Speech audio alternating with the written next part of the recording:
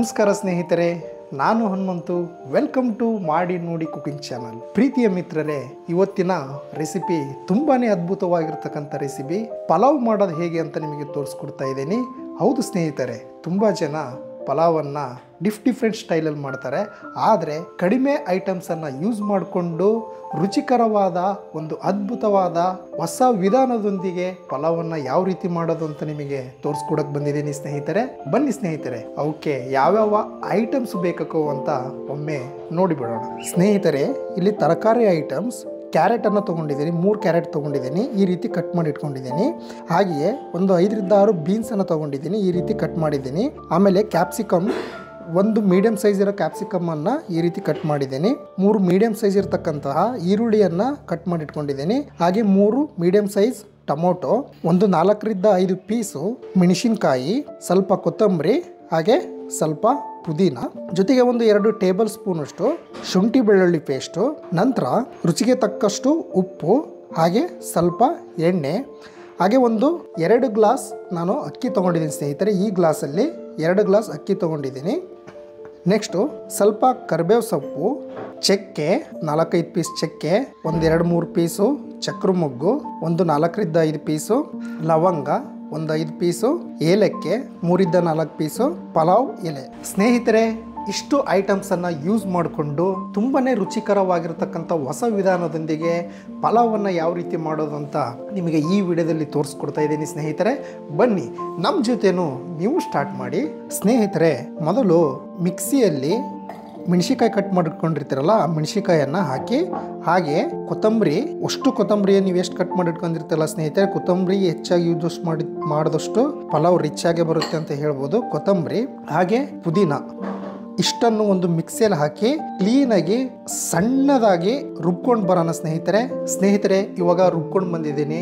ಇದನ್ನ ರುಬ್ಬದೇ ಇರೋ ರೀತಿನೂ ಕೂಡ, ಹಾಗೆ ನೀವು ಡೈರೆಕ್ಟಾಗಿ ಹಾಕಿದ್ರೂ ಕೂಡ ಪಲಾವ್ ಅಷ್ಟೇ ಟೇಸ್ಟಾಗಿ ಬರುತ್ತೆ. ಆದರೆ ಕಲರಿಗೋಸ್ಕರ ಮಾತ್ರ ರುಬ್ತಾ ಇರೋದು ಸ್ನೇಹಿತರೆ ಅಷ್ಟೇ. ನೀವು ಡೈರೆಕ್ಟಾಗಿ ಹಾಕಿದ್ರೂ ಕೂಡ ಸ್ವಲ್ಪ ಪಲಾವ್ ವೈಟ್ ಆಗಿ ಬರುತ್ತೆ ಅಷ್ಟೇ, ನ್ಯಾಚುರಲ್ ಗ್ರೀನ್ ಕಲರ್ ಬರೋದಿಲ್ಲ. ಇದನ್ನ ರುಬ್ಬಿದ್ರೆ ಚೆನ್ನಾಗೇ ಆಗುತ್ತೆ. ನೀವು ಕೂಡ ಮಿಕ್ಸಿ ಅವೈಲೇಬಲ್ ಇಲ್ಲ ಅಂತ ಹೇಳಿದ್ರೆ ರುಬ್ಬದೇ ರೀತಿ ಇದ್ದು ಡೈರೆಕ್ಟಾಗಿ ಹಾಕಿದ್ರು ಕೂಡ ತೊಂದರೆ ಇಲ್ಲ ಸ್ನೇಹಿತರೆ. ಬನ್ನಿ, ಪಲಾವನ್ನು ಯಾವ ರೀತಿ ಮಾಡೋದು ಅಂತ ಸ್ಟಾರ್ಟ್ ಮಾಡೋಣ. ಮೊದಲು ಗ್ಯಾಸ್ ಸ್ಟವನ್ನು ಆನ್ ಮಾಡ್ಕೊಳ್ಳಿ. ಆನ್ ಮಾಡಿಕೊಂಡು ಒಂದು ಕುಕ್ಕರ್, ಮೀಡಿಯಮ್ ಸೈಜ್ ಇರತಕ್ಕಂಥ ಕುಕ್ಕರ್, ಅಂದರೆ 5 ಲೀಟ್ರ್ ಕುಕ್ಕರನ್ನು ನಾನಿಲ್ಲಿ ಯೂಸ್ ಮಾಡ್ತಾ ಇದ್ದೀನಿ ಸ್ನೇಹಿತರೆ. ನೀವು 5 ಲೀಟ್ರ್ ಕುಕ್ಕರನ್ನು ಯೂಸ್ ಮಾಡಿ, ಯಾಕಂದರೆ 2 ಗ್ಲಾಸು ಅಕ್ಕಿಯನ್ನು ತೊಗೊಂಡಿದ್ದೀವಿ. ಹಾಗೆ ಎಲ್ಲ ಐಟಮ್ಸ್ ಹಾಕೋದಕ್ಕೆ 5 ಲೀಟ್ರ್ ಕುಕ್ಕರು ಎನಫ್ ಆಗುತ್ತೆ. ಕುಕ್ಕರ್ ಸ್ವಲ್ಪ ಹೀಟ್ ಆದ ನಂತರ ಮೊದಲು ಎಣ್ಣೆಯನ್ನು ಹಾಕ್ಕೊಳ್ಳಿ ಸ್ನೇಹಿತರೆ.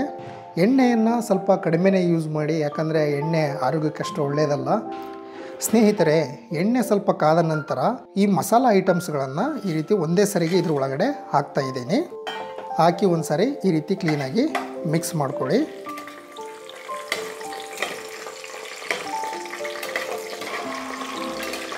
ಏನಿಲ್ಲ ಸ್ನೇಹಿತರೆ, 1 ಮಿನಿಟ್ ಮಾತ್ರ ಈ ರೀತಿ ಮಿಕ್ಸ್ ಮಾಡ್ಕೊಳ್ಳಿ. ಮಿಕ್ಸ್ ಮಾಡಿಕೊಂಡು ನೀವು ಮುಂಚೆನೇ ಕಟ್ ಮಾಡಿರ್ತಕ್ಕಂತಹ ಈ ಈರುಳ್ಳಿಯನ್ನು, ಒಂದು 2-3 ಈರುಳ್ಳಿ ತೊಗೊಂಡಿದ್ದೀನಿ. ಈ ರೀತಿ ಸಣ್ಣದಾಗಿ ಕಟ್ ಮಾಡಿ ಇಟ್ಕೊಂಡಿದ್ದೀನಿ. ಈರುಳ್ಳಿಯನ್ನು ಡೈರೆಕ್ಟಾಗಿ ಇದ್ರೊಳಗಡೆ ಹಾಕಿ ಕ್ಲೀನಾಗಿ ಒಂದು ಸಾರಿ ಮಿಕ್ಸ್ ಮಾಡ್ಕೊಳ್ಳಿ.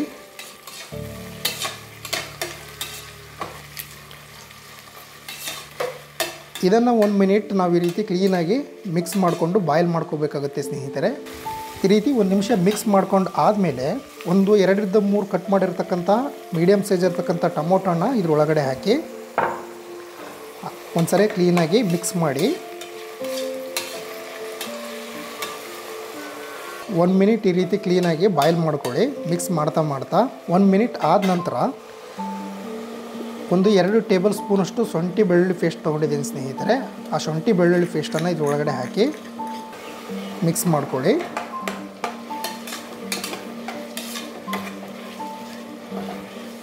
ಸ್ನೇಹಿತರೆ, ಇದು ಹೊಸ ವಿಧಾನದೊಂದಿಗೆ ಪಲಾವ್ ತುಂಬಾ ಅದ್ಭುತವಾಗಿ ಬರುತ್ತೆ. ತಿನ್ನೋಕ್ಕೂ ಕೂಡ ಅಷ್ಟೇ ರುಚಿಕರವಾಗಿರುತ್ತೆ.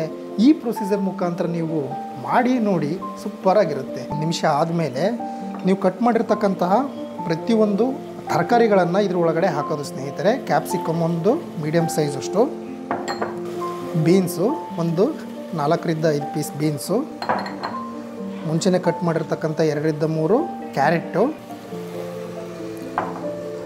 ಹಾಗೆ ಕಡಲೆಕಾಳು ಮತ್ತು ಬಟಾಣಿ ಕಾಳನ್ನು ನಿನ್ನೆ ನೈಟ್ ನಾನು ನೆನೆ ಇಟ್ಕೊಂಡಿದ್ದೀನಿ ಸ್ನೇಹಿತರೆ. ನೀವು ಕೂಡ ಹಾಗೆ ಮಾಡ್ಬೋದು. ಅಥವಾ ನೆನೆ ಇಟ್ಕೊಳಕ್ಕೆ ಆಗಲಿಲ್ಲ ಅಂತ ಹೇಳಿದರೆ ನೀವು ಅದನ್ನು ಒಂದು 90% ಆಗುವಷ್ಟು ಬಾಯ್ಲ್ ಮಾಡಿಕೊಂಡು ಯೂಸ್ ಮಾಡ್ಬೋದು. ಅದನ್ನು ಕೂಡ ಇದರೊಳಗಡೆ ಈ ರೀತಿ ಹಾಕಿ ಒಂದು ಸರಿ ಕ್ಲೀನಾಗಿ ಮಿಕ್ಸ್ ಮಾಡಿ ಸ್ನೇಹಿತರೆ.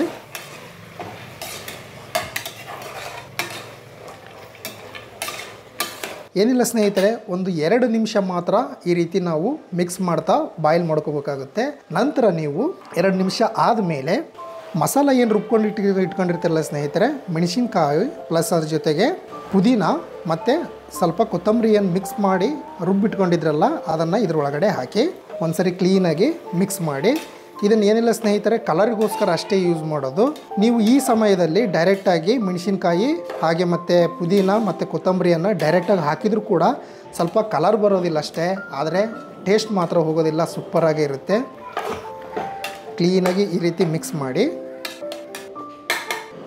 ಮಿಕ್ಸ್ ಆದ ನಂತರ ಈ ಕುದಿ ಬರೋ ಟೈಮಲ್ಲಿ ಸ್ವಲ್ಪ ರುಚಿಗೆ ತಕ್ಕಷ್ಟು ಉಪ್ಪನ್ನು ಈ ಸಮಯದಲ್ಲೇ ಇದಕ್ಕೆ ಆ್ಯಡ್ ಮಾಡ್ತಾ ಹೋಗಿ. ಈ ರೀತಿ ಕ್ಲೀನಾಗಿ ಮಿಕ್ಸ್ ಮಾಡ್ಕೊಳ್ಳಿ ಸ್ನೇಹಿತರೆ. ಉಪ್ಪನ್ನು ಹಾಕಿದ ನಂತರ ಈ ಟೈಮಲ್ಲೇ ಪಲಾವು ಸ್ಮೆಲ್ ಮಾತ್ರ ಸೂಪರಾಗಿ ಬರ್ತಾ ಇರುತ್ತೆ. ನೀವು ಕೂಡ ಈ ಪ್ರೊಸೀಜರ್ ಮುಖಾಂತರ ಮಾಡಿ ನೋಡಿ. ಪದೇ ಪದೇ ನೀವು ಮಾಡ್ಕೊಂಡು ಮನೇಲಿ ಊಟ ಮಾಡ್ತೀರಾ ಸ್ನೇಹಿತರೆ. ಏನಿಲ್ಲ ಸ್ನೇಹಿತರೆ, ಒಂದು 2 ನಿಮಿಷ ಮಾತ್ರ ಈ ರೀತಿ ಬಾಯ್ಲ್ ಮಾಡ್ಕೊಳ್ಳಿ. ಯಾಕಂದರೆ ರೈಸಲ್ಲಿ ಕಂಪ್ಲೀಟಾಗಿ ಬಾಯ್ಲ್ ಆಗಿಬಿಡುತ್ತೆ. ಒಂದು 2 ನಿಮಿಷ ಈ ರೀತಿ ಕ್ಲೀನಾಗಿ ಬಾಯ್ಲ್ ಮಾಡ್ಕೋಬೇಕಾಗುತ್ತೆ. ನೋಡಿ ಸ್ನೇಹಿತರೆ, ಒಂದು 2ರಿಂದ 3 ನಿಮಿಷ ಈ ರೀತಿ ಬಾಯ್ಲ್ ಮಾಡೋತ್ತಿಗೆ ಎಣ್ಣೆ ಸ್ವಲ್ಪ ಹೊರಗಡೆ ಈ ರೀತಿ ಬಿಟ್ಕೊಳ್ತಾ ಹೋಗುತ್ತೆ. ಈ ಸಮಯದಲ್ಲಿ ನೀವು ಈ ಲೋಟದಲ್ಲಿ ನಾನು ಅಕ್ಕಿಯನ್ನು ತೊಗೊಂಡಿದ್ದೆ ಸ್ನೇಹಿತರೆ, 2 ಗ್ಲಾಸ್ ಅಕ್ಕಿಯನ್ನು ತೊಗೊಂಡಿದ್ದೀನಿ. ಈ ಲೋಟದಲ್ಲಿ ನೀವು ಅದಕ್ಕೆ 4 ಗ್ಲಾಸ್ ನೀರನ್ನು ಹಾಕಬೇಕಾಗುತ್ತೆ. ಈಗ ಅದರಲ್ಲಿ ಸ್ವಲ್ಪ ನೀರಿದೆ ಸ್ನೇಹಿತರೆ, ಹಾಗಾಗಿ ನಾನು 3.5 ಗ್ಲಾಸನ್ನು ನಾನು ನೀರನ್ನು ಇದಕ್ಕೆ ಆ್ಯಡ್ ಮಾಡ್ತಾ ಹೋಗ್ತೀನಿ. 1 ಗ್ಲಾಸ್ ನೀರನ್ನು ಹಾಕ್ತಾಯಿದ್ದೀನಿ, 2 ಗ್ಲಾಸ್ ನೀರನ್ನು ಹಾಕಿದ್ದೀನಿ, 3 ಗ್ಲಾಸ್ ನೀರನ್ನು ಹಾಕಿದ್ದೀನಿ, ಹಾಗೆ ಒಂದು ಅರ್ಧ ಗ್ಲಾಸ್ ನೀರನ್ನು ಇದಕ್ಕೆ ಆ್ಯಡ್ ಮಾಡ್ತಾಯಿದ್ದೀನಿ. 3.5 ಗ್ಲಾಸ್ ನೀರನ್ನು ಹಾಕಿ ಒಂದು ಸರಿ ಕ್ಲೀನಾಗಿ ಮಿಕ್ಸ್ ಮಾಡ್ಕೊಳ್ಳಿ ಸ್ನೇಹಿತರೆ. ಈ ರೀತಿ ಕ್ಲೀನಾಗಿ ಮಿಕ್ಸ್ ಮಾಡ್ಕೊಳ್ಳಿ. ಇದು ಕ್ಲೀನಾಗಿ ಕುದಿ ಬರಬೇಕು ಸ್ನೇಹಿತರೆ. ಆ ಟೈಮಲ್ಲಿ ಅಕ್ಕಿ ಏನಿರುತ್ತಲ್ಲ ಅದನ್ನು ಕ್ಲೀನಾಗಿ ವಾಶ್ ಮಾಡ್ಕೊಂಡು ಇದಕ್ಕೆ ಆ್ಯಡ್ ಮಾಡಿಬಿಟ್ರೆ ರುಚಿಕರವಾದಂಥ ಪಲಾವ್ ರೆಡಿಯಾಗುತ್ತೆ ಸ್ನೇಹಿತರೆ. ಬನ್ನಿ, ಇದು ಕುದಿ ಬರೋ ಟೈಮಲ್ಲಿ ನಾವು ಅಕ್ಕಿಯನ್ನು ಆ್ಯಡ್ ಮಾಡೋಣ ಸ್ನೇಹಿತರೆ. ಈ ರೀತಿ ಕುದಿಯೋ ಟೈಮಲ್ಲಿ ವಾಶ್ ಮಾಡಿರ್ತಕ್ಕಂಥ ಅಕ್ಕಿಯನ್ನು ಇದ್ರ ಒಳಗಡೆ ಈ ರೀತಿ ಆ್ಯಡ್ ಮಾಡಿ. ಈ ರೀತಿ ಆ್ಯಡ್ ಮಾಡಿದ ಮೇಲೆ ಒಂದು ಸಾರಿ ಈ ರೀತಿ ಕ್ಲೀನಾಗಿ ಮಿಕ್ಸ್ ಮಾಡ್ಕೊಳ್ಳಿ ಸ್ನೇಹಿತರೆ.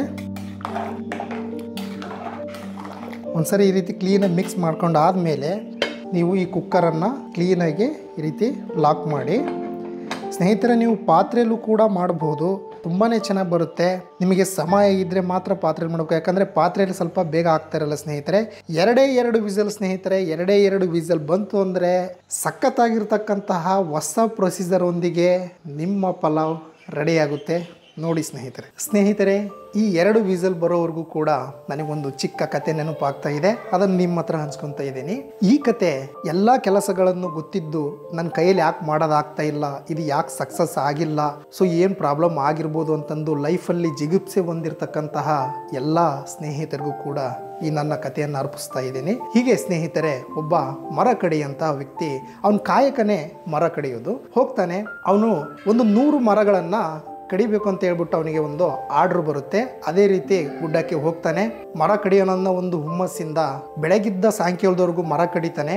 ಮೊದಲನೇ ದಿನ 5 ಮರಗಳನ್ನು ಕಡಿತಾನೆ. ಹಾಗೆ ನೆಕ್ಸ್ಟ್ ಡೇ ಬರ್ತಾನೆ. ಸೊ ಇವತ್ತು ನಾನು ಕುತ್ಕೋಬಾರ್ದು, ಕ್ಲೀನಾಗಿ ಇವತ್ತು 5 ಮರ ಕಡಿದ್ರೆ 1 ಮರಕ್ಕೆ 100 ರೂಪಾಯಿ, ಹಂಗಾದರೆ ದಿವಸಕ್ಕೆ 500 ರೂಪಾಯಿ. 5 ಮರ ಕಡಿದ್ರೆ 10 ಮರ ಕಡಿದ್ರೆ 1000 ರೂಪಾಯಿ ಆಗುತ್ತೆ. ಹಾಗಾಗಿ ನಾನು 10 ಮರನ ಇವತ್ತು ಕಡಿಯೋಣ ಅಂತ ಹೇಳ್ಬಿಟ್ಟು ಹುಮ್ಮಸ್ಸಿಂದ ಮಾರ್ನಿಂಗ್ ಬರ್ತಾನೆ. ಬಂದು ಕಡಿತಾನೆ. ಕುತ್ಕೊಳೋದಿಲ್ಲ, ಹಾಕಿ ಕಡಿದು ಬಿಡ್ತಾನೆ. ಕಡಿದು ಸಾಯಂಕಾಲ ನೋಡ್ತಾನೆ 6 ಮರಗಳನ್ನು ಕಡಿತಾನೆ. ಸೊ 6 ಮರ ಅಷ್ಟೇ ಕಡಿಯೋಕ್ಕಾಯ್ತಾ ನನ್ನ ಹತ್ರ ಅಂತ ಹೇಳ್ಬಿಟ್ಟು ಯೋಚನೆ ಮಾಡ್ತಾನೆ.